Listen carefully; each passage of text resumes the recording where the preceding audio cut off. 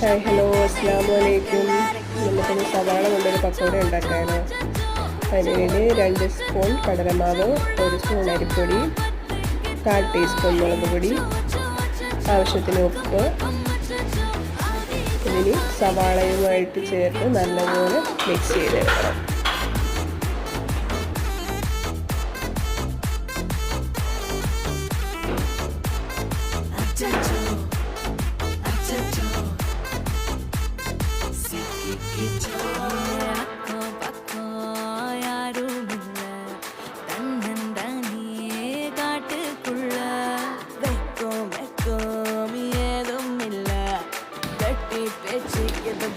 നല്ലപോലെ മിക്സ് ചെയ്ത ശേഷം അതിനകത്ത് കുറച്ച് കറിവേപ്പില, കുറച്ച് പെരുംജീരകം എന്നിവയിട്ട് നല്ലപോലെ മിക്സ് ചെയ്യണം. ശേഷം